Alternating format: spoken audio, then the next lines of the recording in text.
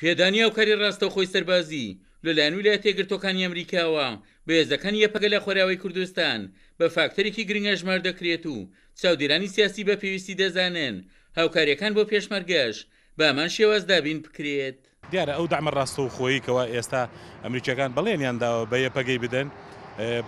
بەڵگەیەکی ڕوونە لەسەر دروستبوونی متمانەیەکی تەواو لەبین ئەمریکەکان و ئەو هێزەکە ئەو هێزە هێزی شارکەری ڕاستەقینەی تیرۆریستانی داعشەوە ئەو چەکەش لەو پێناوە بەکاردەهێنرێت ئەوەی کە کێشەی ئێمە ئەمڕۆ بەڕاستی هێزی پێشمەرگەی کوردستان شارکەری ڕاستەقینەی تیرۆریستانی داعشن ئەوەی کە کێشەی بۆ هێزی پێشمەرگە دروست کردووە کێشە سیاسیەکان و کەسە سیاسیەکانی هەرێمی کوردستانن. دروست نەبوونی ئەو متمانەیە پێم وایە هۆکاری سەرەکی پەرتەوازەی نێوماڵی کوردیە و ئەو بڕیاریە سیاسە هەڵاری کەوا لە ناو هەرێمەوە دەدرێت وای کردووە ئەمریکەکان سڵەوە بکەنەوە چەکی ڕاستەوخۆ بدەن بە هێزی پێشمەرگە مەترسی ئەوەی کەوا ئەم چەکە لە دوا ڕۆژدا لە شەڕی یەکلاکردنەوەی پرسە سیاسیەکان بەکاربهێنرێ. دیارە ئەوەی ئێستا لە ڕۆژاوای کوردستان ڕووەدا حاڵەتێکی تایبەتە و حاڵەتێکی زۆر جیاوازە لەگەڵ ئەوەی لە باشووری کوردستاندا هەیە. ئەمریکا ئەزانی لەوێ چەکەکان بۆ چوەڕۆن و ئەگاتە دەستی چێ و شەڕی چی پێکرێت بەڵام لە هەرێمی کوردستان ئەمریکا غافڵ نییە لەوەی کە ئەو چەکە هاوکاریانی کە بۆ هەرێمی کوردستان دێ بە یەکسانی دابش ناکرێت لەسەر محوەرەکان و لەسەر بەرەکانە و ئەمەش وا دەکا ئەمریکا بیر لەوە بکاتەوە ئایا ئەو چەکانەی دەینێرێت سبەرۆژ دەکاتە دەستی چییە. حاڵەتێکی ئەمە ئەزمونێکی تاڵمان لە پێش لە بەرچاوەکە پێشتر لە چ سوپای عێراق و چ هێزی پێشمەرگەش بەداخەوە لە شنگال بەجێهێشتنی ناوچەکان و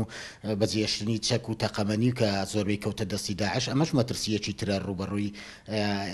ئیداری ئەمریکا بە جددی بیری لێکاتەوە کە ئەم چەکانە چارەنووسیان بەرچوو ئەگات. فەرماندەیەکی بەڵی وەزارەتی پێشمەرگەش ڕای دەگەیەنێت دۆخەکان لە عێراق و سووریا جیاوازن و دەشتێ بە یەخستنەوەی هێزی پێشمەرگە هاوکاری وڵاتان باشتر دەگاتە پێشمەرگە. سەرەڕای ناڕازیبوونی جیرانەکانی سووریا بە تایبەت تورکیا بەڵام ئەمریکا هەر سوورە لەسەرەوەی کەوا چەک و تفاقی سەربازی بە یەکە بدات. بەڵام ئەگەر ئێمە لەگەڵ لای خۆمان و هێزی پێشمەرگە بەراورد بکەین هێزی پێشمەرگەی کوردستان ئەمریکیەکان هاوکاری بوونە دوو لیویان پڕچە کردووە تەسلیحیان کردووە تەچیزیان کردووە تەدریبیان پێ کردووە بەڵام ئەمەش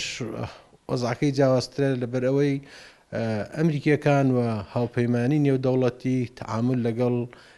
عێراقا کات و عێراق قیادەی قواتی مشتەرەکەی هەیە لە ڕێی ئەو قیادەی قواتی مشتەرەکەیەوە هاوکاری هەموو هێزە چەکدانەکانەکە لە چوارچێوەوەشە هێزی پێشمەرگەی کوردستان. بەڵام من پێم وایە ئەگەر ئێمە باشتر هێزی پێشمەرگەی کوردستان ڕێکخینەوە کە هەموو کات داوامان کردووە کە لە چەند ڕۆژی ڕابردووشا کۆبوونەیە کرا لەگەڵ ئەنجومەنی وەزیران کە نوێنەری ئەمریکیەکان و بەریتانیەکان و ئەڵمانیەکانیشی تیابوون ناخوا پەیمانی نێودەوڵەتیا بۆ ئەوی باشتر ئەم هێزانە یەک بخرێتەوە قەنعەتم وایە لە ئایندەیە تەچیز و تەسلیحی باشتری هێزی پێشمەرگەشەکەن. لە کاتێکدا ئەمریکا لە سای کابینە نوێەکەیدا هاوکاری ڕاستەخۆی سەربازی دەگەێنێت تێپەگا دابینکردنی هاوکاریەکان بە ڕاستەخۆ بۆ پێشمەرگەش هەنگاوەکانی پاراستنی کوردستان باشتر دەکات و پێگەی هەرێمش لە سەراستی ناوچەکە